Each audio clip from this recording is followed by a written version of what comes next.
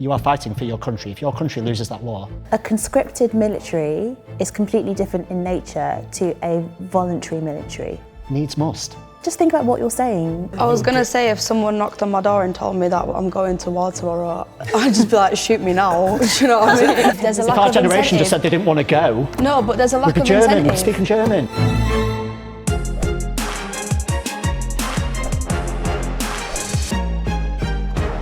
All right, members of the jury, you must try to reach a unanimous decision on the following. Should we bring back military conscription in the event of a war? You have 20 minutes until the first vote. We've all got one question, Staz. What do you think?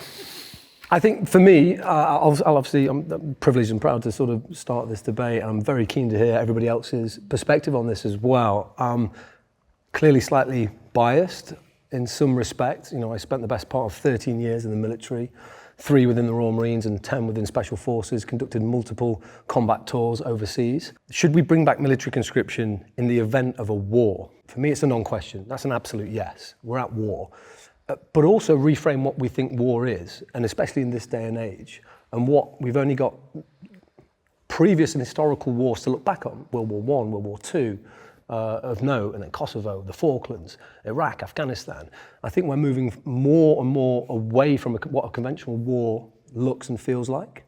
So lots of people thinking, I don't want to be running around as a conventional soldier. I don't think that's where we're moving. There are lots of opportunities and jobs within the military that don't involve running around with weapons and bayonets and trying to shoot people. But if you don't want to join the military, I think that you should, in some capacity, give back to our country. We are a small island nation. Potentially, we could take on an Israeli model where when you leave full-time education, you give back. And that, if it's not military, then that should be some form of civil servant work. It could be humanitarian work.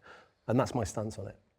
I don't come from this country, I'm speaking from another perspective, but I think that even in the event of war, I kind of came to it from an angle where I am not educated at all in terms of how wars are run, but as an individual, thinking about us as a social unit, I think that if I saw my family getting conscripted, if I was conscripted, I'd be more invested in trying to understand what those things were. And I think that can only be for the better.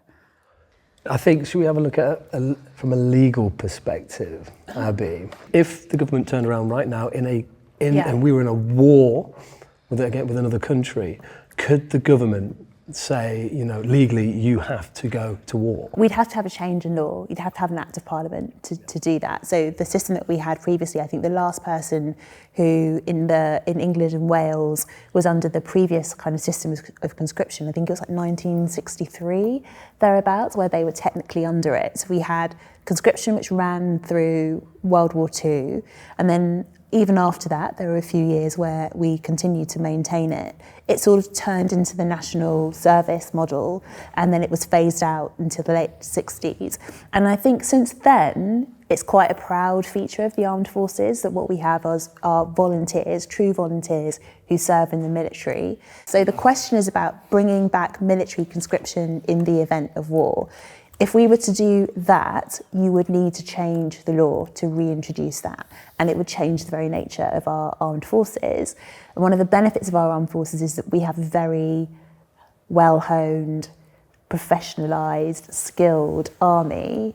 With conscription, don't you run the risk of having a bunch of people who don't really know what they're doing? That's exactly what I was about to say. Yeah, I was going to say, if someone knocked on my door and told me that I'm going to war tomorrow, I'd just be like, shoot me now. Do you know what I mean? I don't stand a chance. I've never held a gun in my life. It's a very good point. And I think we have to also say, when has a war ever happened overnight?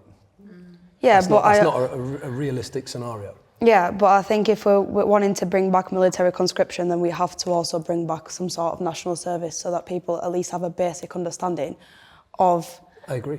the army. But however, national service, if we try and bring it back now, I am against it personally. And I don't think it would land well within the young people as well. Because 60, 70 years ago, when it was still a thing, people had something that there was an incentive for it, like their country was serving them, so they had no problem going and serving their country. Whereas now we don't really feel like the country is doing us a service. So I fear that not a lot of people would be willing to go to national service. And I'm actually Polish, and my mum grew up in Polish communism, and her generation was still part of national service in Poland. And a lot of my male family members were breaking each other's legs so they didn't have to go. I'm laughing, but it's not. It's not funny. Because it can lead people to do these extreme things because they don't want to go. They don't want to be a part of that. So I definitely think that there has to be a lot of thought and a lot of discussion about if we were to bring back national service, how would that look? But you've got to say, you're talking about a group of people who have lost faith in their country. Yeah. And so if conscription or national service were imposed on them, they're just not going to do it. Yeah. For me, another point I'd like to raise about what is the net benefit of getting people into some form of, call it conscription or whatever you want, but to give back to your country for 18 months in a humanitarian role, a civil servant role, into the military, I think what you gain as a country, the net benefit far outweighs I don't want to do that for 18 months. And it certainly helped me, but that's my opinion. In the event of a war, if the country was at war, people should be thinking, how can I serve? How can I give back? Well, that is what I was trying to say with that. If national service would be brought back, people would go to extreme lengths not to do it because no one wants a war. But I've always stood by the fact that I'm not going to influence something that I don't believe in and I wouldn't do myself. And if someone told me to do it... You wouldn't protect your country and your family? In the event of a war? No. But she's talking about I'm just war. trying to get a distinction on that. But so it's... Because you're talking about specifically war, aren't you? Nikki, you're not saying you're not... Oh yeah, no. Obviously national service would be good if everyone gave back, but how realistic are we talking here? Because we're talking about the younger generation. I'm talking in the event of a war. All right, so in the event of a war, right, but then you still can't force people to do something that they don't want to do. Well, they do in Russia and Ukraine, don't they? I mean, in Russia, as far as we know, people who are from prisons have been sent to the front line. Yeah, but that would go against everything that the UK and the USA stand for with the land of the free and all that stuff. The Russians aren't that keen on it either, I imagine. But this is what happens. We had conscription, did we not, in the First World War? Is that right? In the Second World War, did we not? Yeah, yes. but that's why I'm trying to say that back then people still had a sense of patriotism, whereas now if you look at my generation, I don't think we do. Just because the country isn't serving us, your generation would have come to war now. They said, right, you've got to go next week. Because if we had conscription and it reached you as an influencer and you had to be taken up and your stance was that you didn't want war, you get on your platform and you'd say, I don't want to go. Yeah. And people would start to get involved with that conversation, whereas right now it's isolated from the individual, which is why wars go on without us even thinking about it. Yeah. Because we're not involved anymore. In a way, there's like almost an impetus for you to actually have a say. Yeah. Well, I think there's two different points. So the first point is on military conscription during a war, and I agree with Staz's point that it's a given. If war happens in 2 months, 3 months, 6 months, and the country comes knocking, you have to answer you're at war. There's no other option. National service is another option, which I'm also pro for, but for a minute I'm going to play devil's advocate because there's three things that I kind of want people's answer on. Cost and time to train. Who's dealing with that? From a military perspective, if it was military, what about the skill level of the people that are serving with you? You're going to war with your brothers and sisters. You need them to have a certain skill level. So conscription obviously lowers that skill level, even with basic training. And third is something that Nikki touched on, will this generation cope? Like in general, will this generation cope? And that's not trying to look at it from a negative way. I've spent a lot of time speaking with people and whether it's because they've lost faith in what their country's done for them, will the generation cope with going and being told what to do?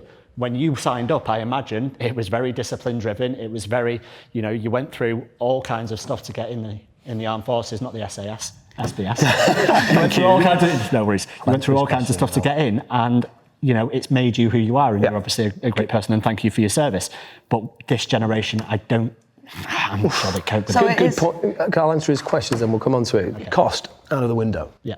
We're not a poor country. Okay. The second point, that you raised around fighting with brothers and sisters. To my point earlier, not everybody is frontline troops. Not everybody is running around with a bayonet attached and fixed to their weapon system and assaulting positions. There are many other opportunities within the military, drone operators, artillery, there's all sorts. Do you agree it lowers quality though across the board?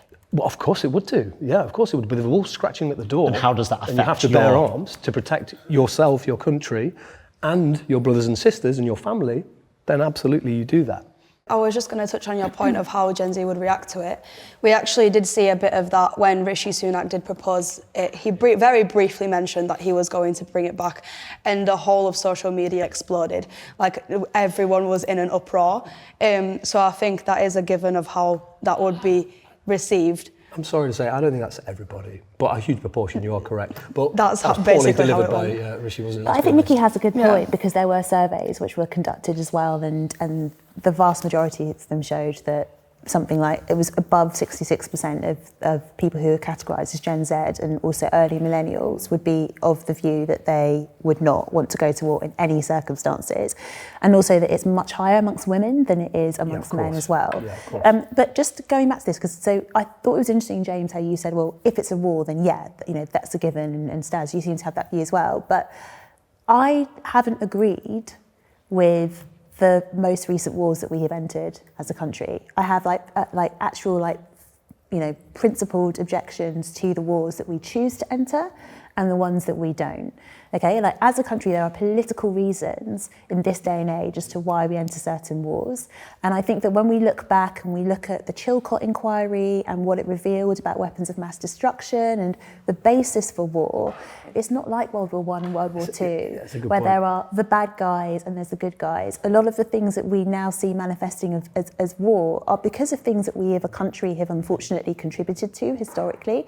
So there is also the premise that in the event of war, there will be people who have a very good moral objection to that war having taken place. Now, legally, we've always, in conscription, had the caveat of those who are conscientious objectors being able to refuse to contribute to the military effort. But I don't think there is any such thing nowadays, really, as an ethical war.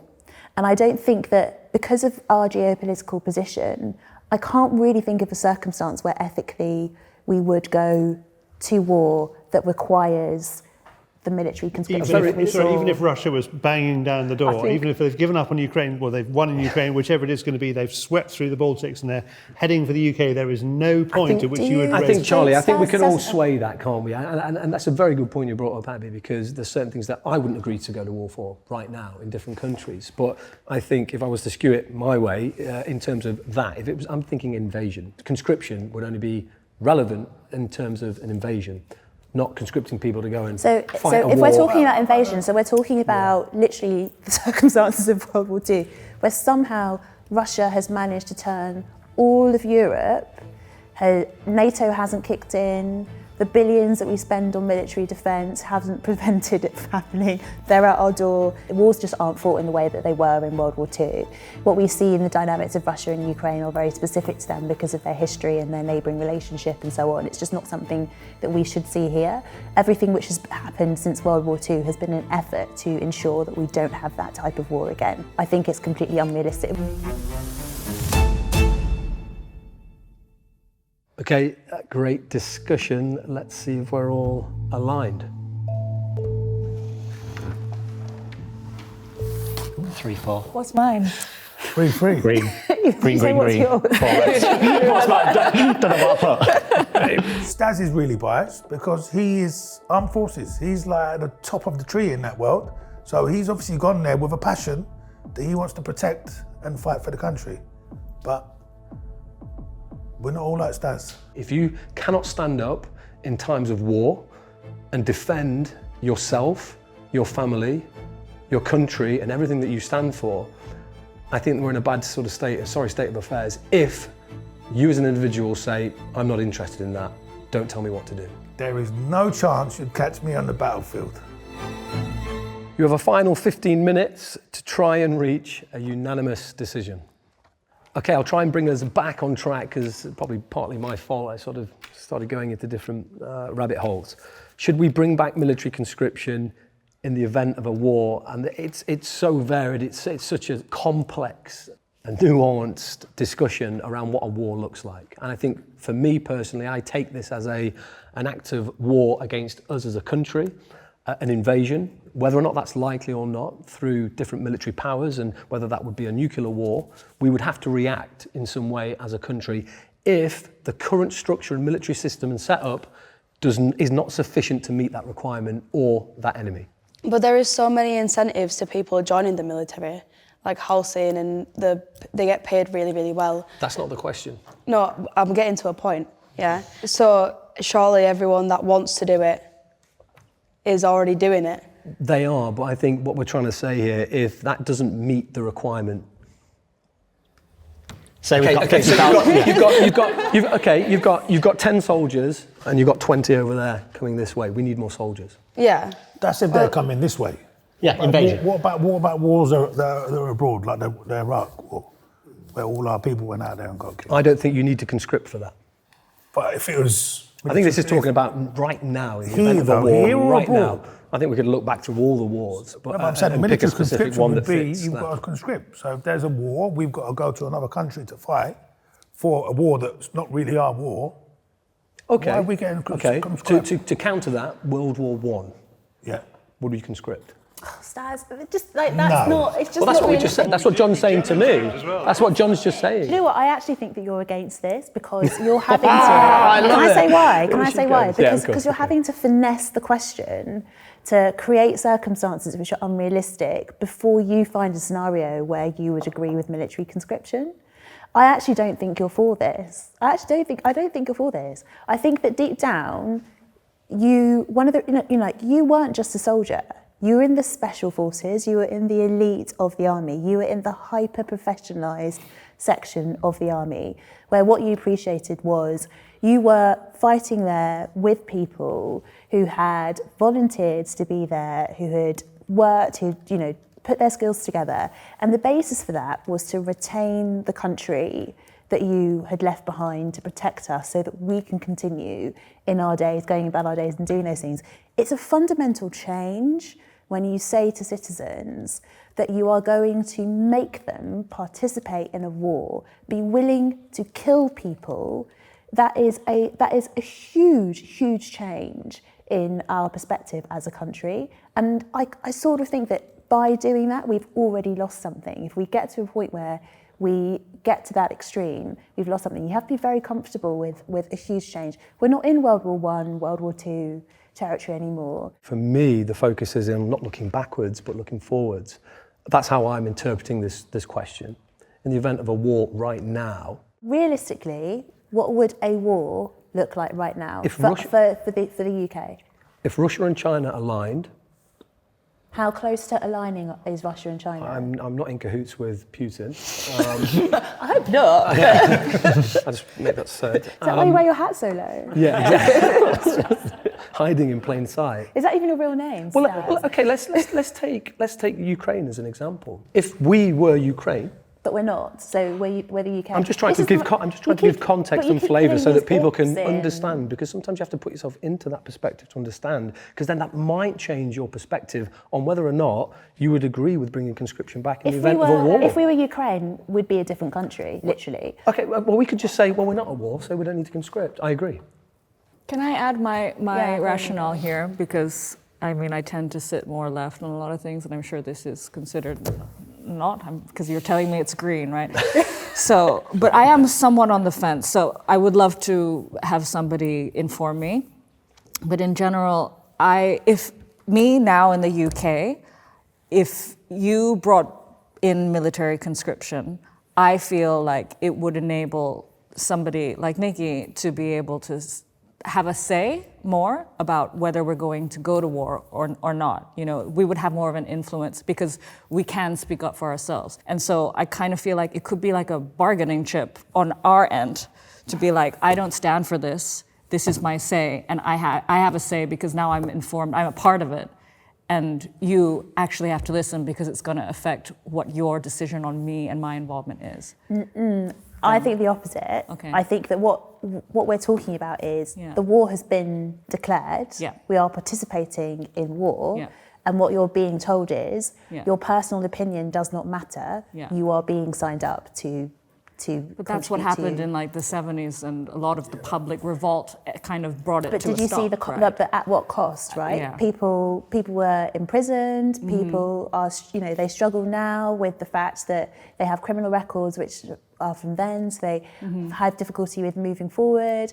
So that it puts people in a position where you would have to be willing then to fight against your own government and potentially criminalise because you have refused the conscription. There's good, very good points there, and I am on the fence because of the way the question is articulated here, but not if I'm answering that directly. But to your point there, if you are conscripted, nobody can force you to shoot and kill somebody. But there are often times when people are conscripted that do have then that sense of feeling and belonging and think, I do want to do good here for my country, for my nation, for the person to my left and to my right. Okay, What happens if you refuse to go? You go to prison. What happens if you refuse to conscript? So you can be so there has to be, to comply with international human rights law, you would have to have a caveat within it to allow for conscientious objection. Yeah. And so what we saw in World War II, for example, is you may have had certain groups, Quakers and so on, which I am one, who are anti-war. And so maybe they would do something else which didn't directly contribute towards violence, but they could contribute to the war effort in a different way. I think it's worth saying that I think we're all Quakers at heart, right? We're all anti-war. I don't think anybody wants or is a proponent for war or violence. That's the point of what I was saying earlier. Like, we don't want war just because people in government are beefing each other. It's a Doesn't mean that reality we. of life. Yeah, no, obviously I think that's a lot all. of the wars are just like created on purpose, mate, for various different reasons, politics and stuff between each other, re-infrastructure, building it, But resources. I think we're missing the seriousness of war. I really do. Like, I genuinely do. Like, going back to something that Abby said before, she mentioned that, if we go and we shoot and we kill someone, we've already lost a little bit of something. We've lost something of ourselves. And I'd agree in that. But to me, in my head, with the seriousness of war, the battle is then losing something versus losing everything. And if you don't go, you've lost everything. You've not lost something of yourself. You've lost your family, you've lost your friends, you've lost everything. You are fighting for your country. If your country loses that war, and that's where I'm at. you realise how serious war is. I think my concern is that a conscripted military is completely different in nature to a voluntary military, right? A conscripted military is where you have... Needs must. But but just think about what you're saying. You're saying that you'd be happy with 18-year-olds who know nothing of the world, whose brains have not been fully developed, who should be contributing to other things. So is it age dependent? To keep you safe. So is it age dependent? To keep you as a country safe. Knowledge to keep your own country age safe. dependent, Yes. skill dependent. 21? The people in the trenches, the people in the Spitfires in the Second World War, I mean, they were 18 to 20 year olds. And it was dreadful. Yeah, And it was dreadful. And war has a cost. And again, they could be flying operating drones, which I'd feel far more comfortable with from a technological point of view. Operating drones carrying what, Staz? Surveillance equipment? You're thinking bombs. I mean, it's not all dropping bombs. Yeah, they may not directly kill drones people, drop but they're bombs? things which are contributing to that, and things that they then have to go the rest That's of the their point, lives living with. contributing in the event of a war. War is so serious. Come on. Well, that's the question. No, War. I would contribute. Yeah, through But I'm not conscription. going to stand on the front line and start shooting Through people. conscription, that's fine. There's also the classism around it. So if we're talking about conscription, we're talking about, in reality, who ends up in the more vulnerable and dangerous positions versus those who get to sit in That'd the be more the skill set, comfortable no? positions because they've had access to education, they've gathered certain skills and so on. The reality is that a conscribed army means that you have more of the working class, more of the younger generations and so on in the more dangerous positions, and then you have the more educated, well-off people who sit in the safer, more comfortable positions. It creates... What are you saying, Abby? What are you saying? I'll have you know I have 10 GCSEs. Do we agree that we feel like we're living in a country now where we feel relatively safe, and we're there because of the decision that people made 60, 70, 80 years ago to go to war and protect us? Like, I was in a shopping centre recently. It was a VE day last month, right? And I was there, and only 2 minutes silence, and only me and two other people in the shopping centre stood still. and fell silent for 2 minutes, which I think is an absolute disgrace. And I generally think there's a lack of respect. And I think there's a lack of respect, and we're losing touch with that generation. And we don't appreciate the sacrifice they made, because there is a cost to war. We understand there's a cost to war, but without those people paying that cost of war, we wouldn't be here today. We wouldn't be speaking English today. These are things that have to be done. You have to appreciate that. But there is also there's a lack of incentive. There's a lack of incentive. Our generation just said they didn't want to go. No, but there's a lack of incentive. Speaking German. Yeah, no. Don't want to go. Oh my God. Yeah, no. But the reason why we don't want to do it and we don't want to go is because we look at the veterans that we have from World War II and we have from the other wars that we've had, and they're sleeping on the streets. The country doesn't take care of them. So what incentive do we have to put ourselves in that position? But that's not the question, you know. No, We've got 1 minute. That's a good question, what she just said about our veterans are sleeping on the streets. Yeah, we have veterans sleeping on the streets, which is like, why would we agree to be conscribed? Why would we want to go to war when we're not going to be taken care of at all? It's not for glory, is it? I've actually sat with a veteran on the street. Staz hasn't served 5 tours of Afghan for glory. He served because he was serving his Queen and country. He's not doing it for glory. On the street, but that is a serious issue. No, That's it's a separate big topic. issue. It's a very serious issue. The topic here is, and sorry to try and bring it back in with all things considered and all the opinions, and without me trying to skew it, which I obviously will. But in the event of a war, you think, well, you know, invasion, World War I, World War II, being called to action and conscription, I think for me it's absolutely yes. It's a non-question. Is it therefore enough that you've lost faith with society that could be your reason for no? I think the opposite is far worse. Throw the toys out of the pram, you can't make me do that. But I think if the wolf's scratching at the door, I think it depends on the type of war and the reason of the war and why the war's happening. Yeah, I'm asking questions. I'm not ride or die like that. Okay, so the second round of the votes are in. They've been cast. Let's see where everybody's landed. 4-3. Ooh. Wow. Look at that. Red, You right? changed your mind. Yeah.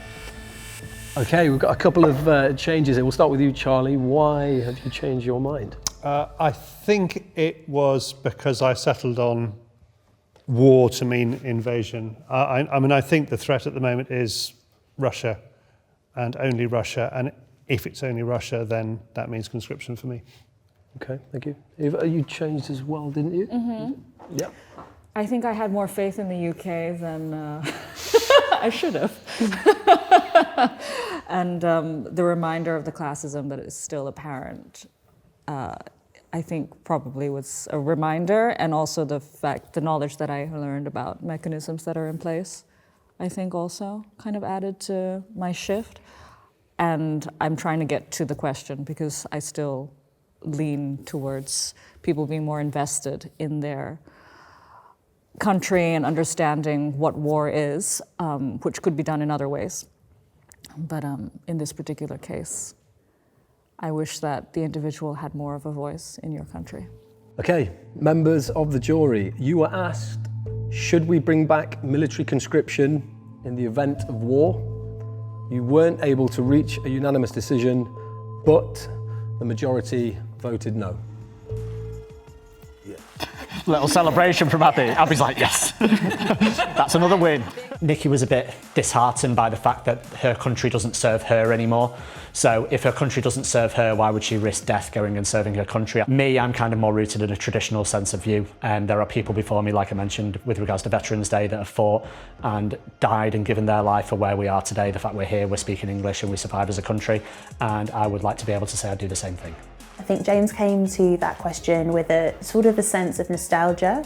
I think that the realities of war, seeing the images from Gaza, seeing the images from Ukraine, to try to argue for the base of military conscription by harking back to a time that doesn't exist anymore, looking at World War II, World War I, it's just not particularly realistic. We can do your job, but you can't do our job. The SBS go underwater, the SAS walk on water. That's the difference, isn't it? We're above it, mate. Let's just shake hands. Pash, we've done the same selection. Let's shake hands on it, mate. Oh, yes.